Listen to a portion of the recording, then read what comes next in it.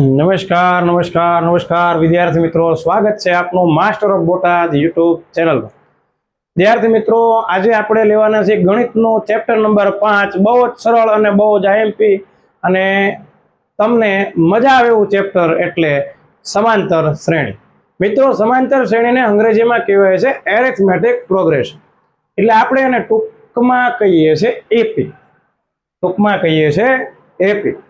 વિદ્યાર્થી મિત્રો, એપી એટલે શું? એરિથમેટિક પ્રોગ્રેશન, સમાંતર શ્રેણી। સૌપ્રથમ મિત્રો આપણે જાણીએ કે સમાંતર શ્રેણી કહેવાય કોને?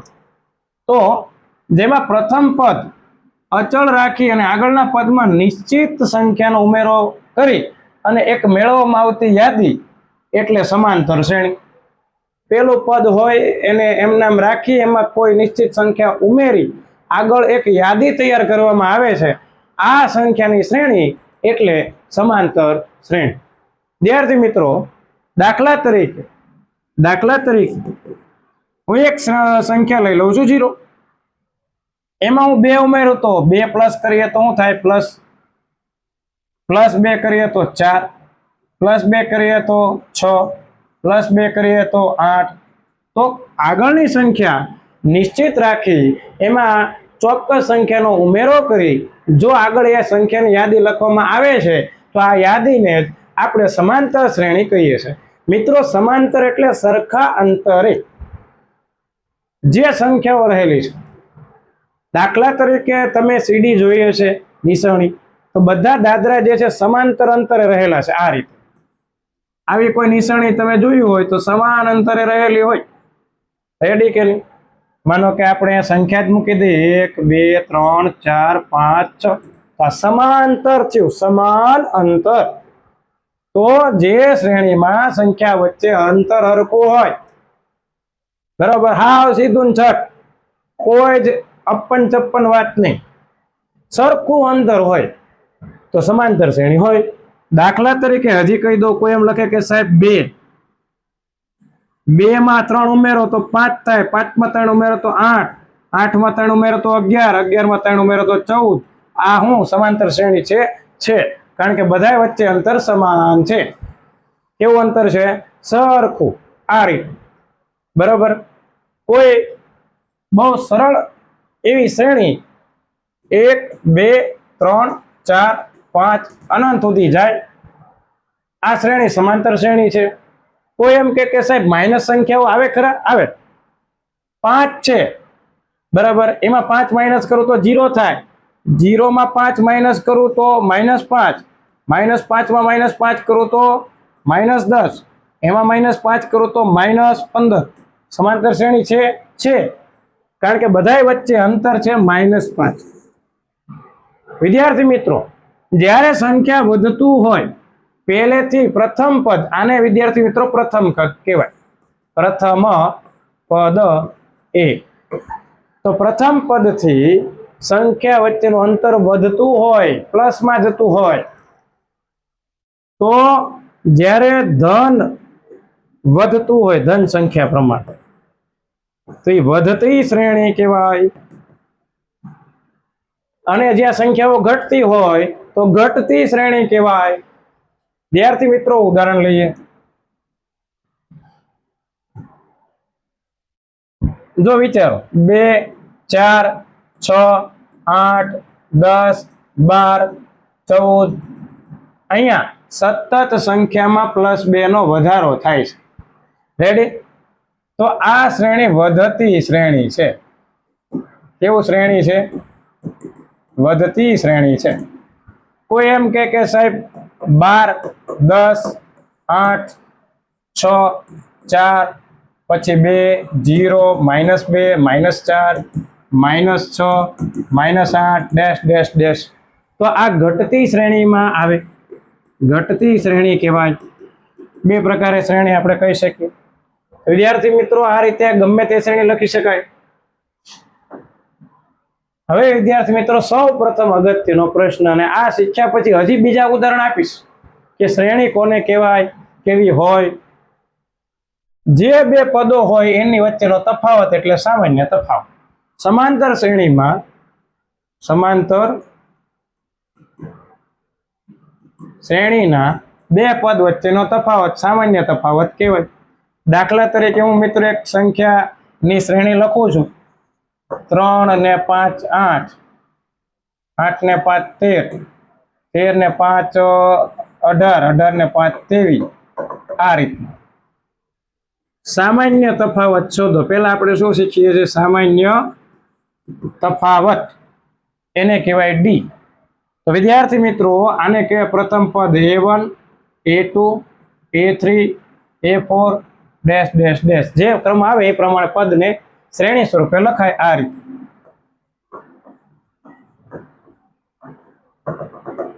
કોઈ આવું લખે x1, x2, x3, બરોબર.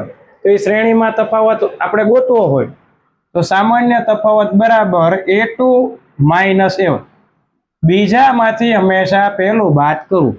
આ ક્રમિક પદની બાદબાકી કરવી. કેવી મિત્રો? ક્રમિક. તમે એમ કહો કે આ પહેલા બેનો તફાવત લેવાનો? ના ના, 18 માંથી 13 કાઢો તોય હાલે, 23 માંથી 18 કાઢો તોય હાલે. ટૂંકમાં પાછળની સંખ્યાની પહેલાની સંખ્યા બાદ કરવાની. a2 minus a1, a3 minus a2, a4 minus a3 કોઈ પણ શ્રેણીમાં તમે લઈ શકો છો. તો ચાલો આપણે બધાની વચ્ચેનો તફાવત આપણે જોઈએ. 8 માંથી 3 જાય તો કેટલા વધે? તો કે 5. અહીંયા મેં 5 વધારો કરીને જ બનાવ્યું હતું. જો તફાવત કેટલો આવ્યો મિત્રો? 5. જો મિત્રો, જો ધન જવાબ આવે તે વધતી શ્રેણી હોય. શ્રેણી કેવી હશે? વધતી. બરાબર. અને જેમાં સંખ્યા ઋણ આવે, માનો કે હવે એક સમાંતર શ્રેણી આપણે લઈએ, આનો તફાવત ગોતીએ. સામાન્ય તફાવત ડી બરાબર a2 માઇનસ a1. 10 માંથી 12 કાઢો, કેટલા વધશે વિદ્યાર્થી મિત્રો? -2. તો સામાન્ય તફાવત જ્યારે ઋણ આવે ત્યારે આ ઘટતી શ્રેણી કહેવાય. અને તફાવત જ્યારે સામાન્ય તફાવત ધન આવે, પોઝિટિવ આવે, એમ કહેવાય કે ધન એટલે વધતી અને ઋણ એટલે ઘટતી. બરાબર. ધન અને ઋણ આમ જોવા જઈએ ને તો સંખ્યા રેખા પર વધારો કે ઘટાડો દેખાડે છે. વધારો અથવા તો ઘટાડો દેખાડે છે. બરાબર. તો સંખ્યા જે છે એમાં વધતી શ્રેણી અથવા ઘટતી શ્રેણી એ રીતે પણ આવે. હવે અન્ય એક પ્રકાર આપણે ભણીએ કે જેની અંદર આપણે થોડુંક માહિતી છે કે જેમાં પદની સંખ્યા નિશ્ચિત હોય તેવી શ્રેણીને કહેવાય શાંત શ્રેણી. જેમાં ચોક્કસ પદની સંખ્યા આવેલી હોય એ શ્રેણીને આપણે શાંત શ્રેણી કહીએ છીએ. અને બીજું મિત્રો કે જે શાંત શ્રેણી ન હોય તેવી શ્રેણીને કહેવાય અનંત શ્રેણી. દાખલા તરીકે 2 4 6 8 10 પૂરું શાંત શ્રેણી છે, ઊભું રહી જાય. ત્યારબાદ હું એમ કહું કે 2 4 6 8 10 ડેશ ડેશ ડેશ અનંત સુધી ચાલે તો અનંત શ્રેણી કહેવાય.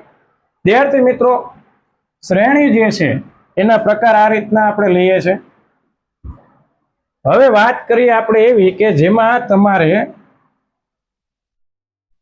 શ્રેણીના ઉદાહરણ આપણે જોઈએ કે શ્રેણી કહેવાય કોને ને હોય કે ના હોય. વિદ્યાર્થી મિત્રો, ઘણા ખરા લોકોને પ્રશ્ન થાય કે 0 0 0 0 શું આ સમાંતર શ્રેણી છે કે નથી? તો મિત્રો, જે પેલું હોય ને કહેવાય પ્રથમ પદ, એ કહી દો 0. સામાન્ય તફાવત a2 માઇનસ a1, 0 માઇનસ 0 તો કે 0. પછી હાલો આને a1, આ a2, આ a3, આ a4 વગેરે વગેરે. પછી કોઈ એમ કે a3 માઇનસ a2 કરીએ તો 0 માઇનસ 0 તોય 0. a4 માઇનસ a3 કરીએ 0 માઇનસ 0 તો કે 0. સામાન્ય તફાવત બધે હરખો છે. કેટલો? 0. તો વિદ્યાર્થી મિત્રો, જેમાં તફાવત હરખો હોય શ્રેણી હોય, આ સમાંતર શ્રેણી છે કે નહીં? તો કે છે. બરોબર. કોઈ એમ કે સાહેબ x x x x આવા કોઈ પદ આપેલા હોય, આ સમાંતર શ્રેણી છે? તો કે છે. કારણ કે બધા વચ્ચે તફાવત d 0 છે.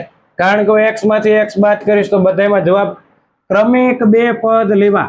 તફાવત ગોતવા માટે યાદ રાખજો મિત્રો, એક પછી એક તરતના પદ હોય એની જ બાદબાકી કરવી, પહેલાનું ત્રીજાની બાદબાકી કરો તો તફાવત મોટો થઈ જાય.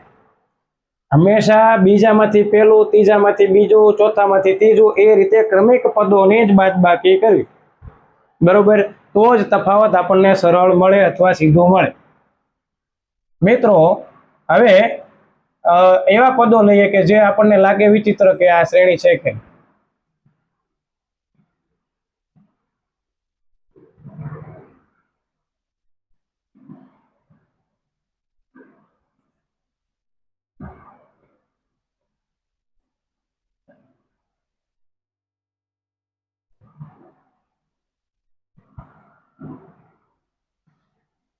બીજું, માનો કે આપણે એવી શ્રેણી લખીએ કે એમાં x હોય, 3x હોય, 5x હોય, 7x હોય, આ રીતના લખ્યું છે. તો શું સમાંતર શ્રેણી છે? તો સામાન્ય તફાવત ગોતી લ્યો.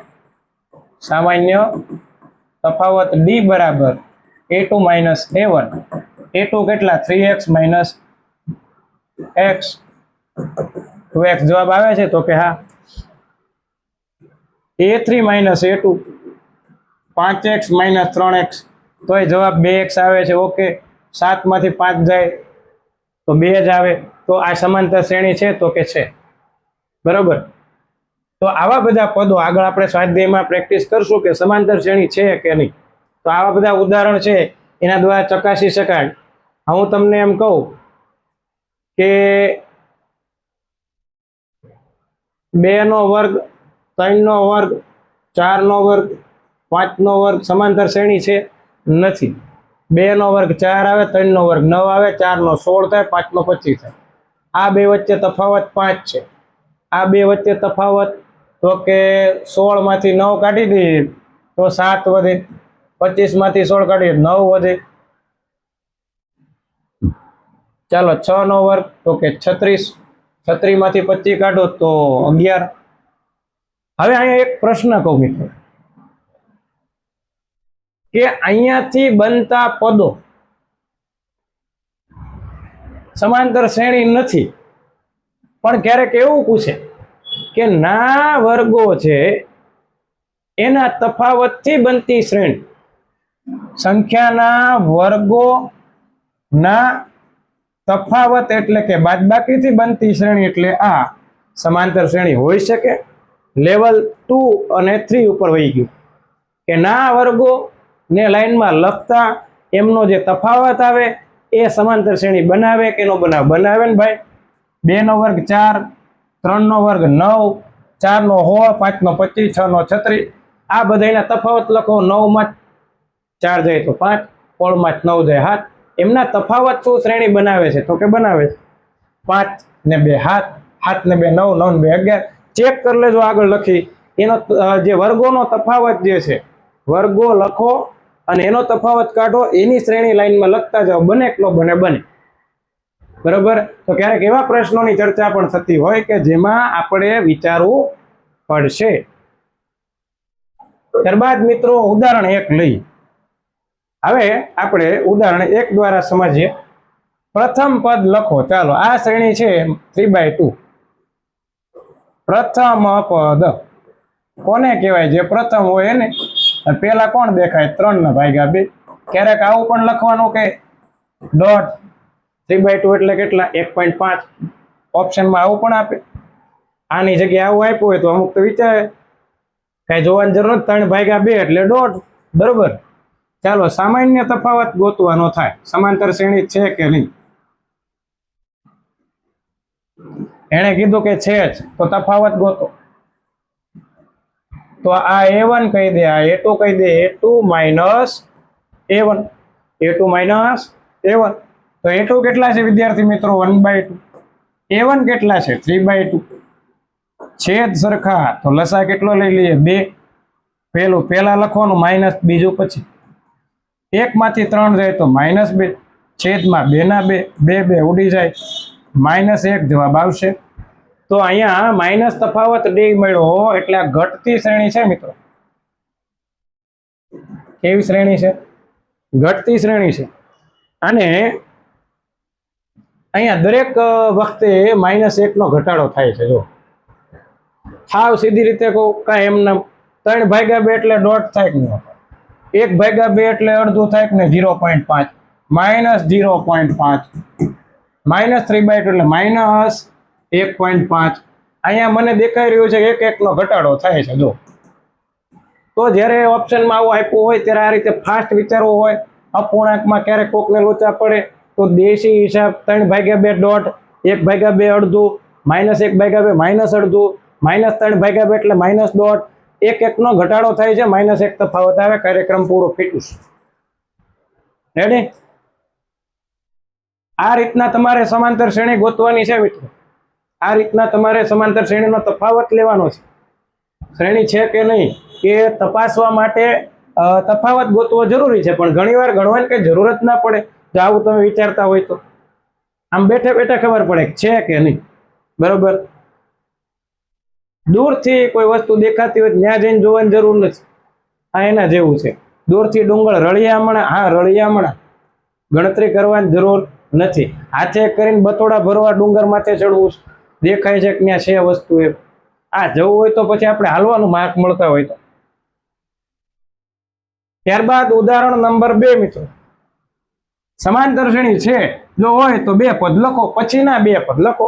ચાલો, સમાંતર શ્રેણી છે એને માટે આપણે સામાન્ય તફાવત બધાય માટે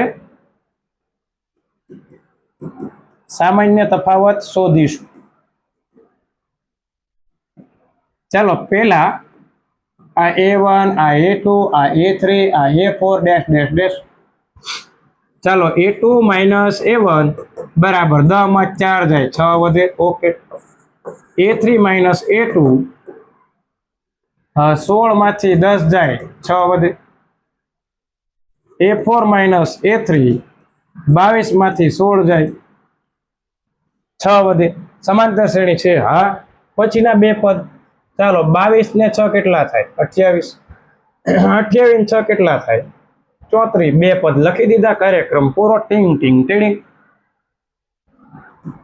હવે મિત્રો આ શ્રેણી જો 1 -1 -3 -5, મને તો દેખાય છે કે છે ઘટતી શ્રેણી છે, પણ એમ નહીં, આપણે તફાવત ગોતીને કહેવાનું ને. સામાન્ય તફાવત, શેખાવત તફાવત A1 A2 A3 A4. ચાલો, A2 માઇનસ A1 નો તફાવત લઈએ. -1 -1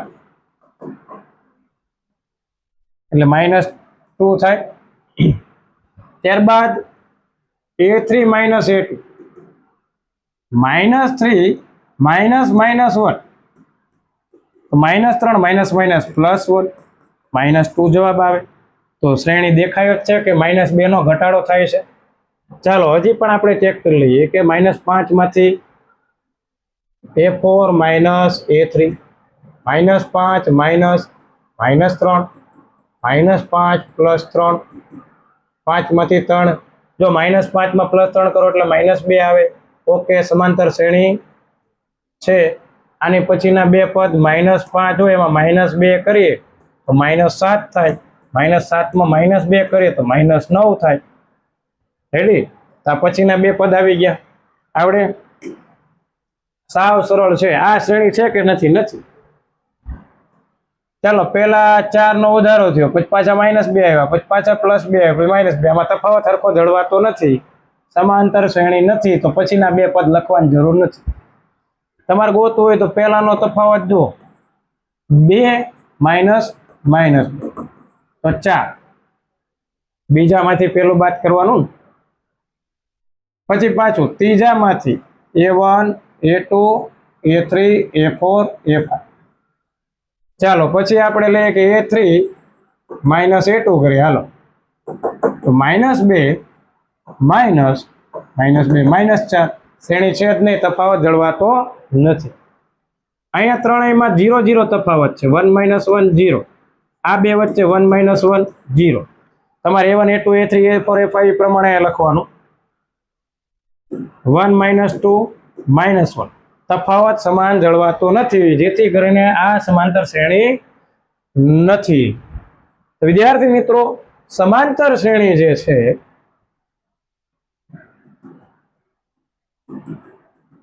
એમાં ખાસ તો પ્રથમ પદ વિશે તમને ખ્યાલ હોવો જોઈએ, જેને એ કહેવાય. ત્યારબાદ સામાન્ય તફાવત, જેને ડી કહેવાય. સામાન્ય તફાવત જેને કહેવાય ડી. વિદ્યાર્થી મિત્રો, એક સૂત્ર લખાવીએ છીએ જેથી આજે આપણે ઇન્ટ્રોડક્શનનો જે લેક્ચર છે પૂરો થાય. ધારો કે A1, A2, A3, A4, A5 આ રીતના ક્રમિક પદો લખ્યા હોય. રેડી? તો પ્રથમ પદને હું એમ લખું છું મિત્રો એ. ધારો એની અંદર આપણે દર વખતે કંઈક તફાવત પ્લસ કરતા જઈએ છીએ. જેમ કે આપણે અહીં લખીએ કે 2, 4, 6, 8. દર વખતે આપણે કેનો 2 નો વધારો કરીએ ને. કેટલાનો વધારો કરીએ? 2 નો. તો તફાવત કેટલો થાય? 2. તફાવત કેટલો થાય? 2. તો અહીંયા ખબર નથી, ધારો કે તફાવત ડી પ્લસ કરીએ તો બીજું પદ થાય A પ્લસ ડી. શું થાય? A plus. ત્યારબાદ હજી પણ ડી નો વધારો કરીએ તો A વત્તા આ ડી માં પ્લસ ડી કરો એટલે 2D થઈ જાય.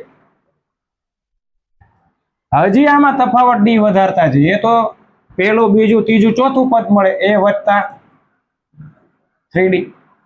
હજી આમાં ડી નો વધારો કરું તો A વત્તા 4D. એમ તમને ક્રમિક પદ મળતા જાય.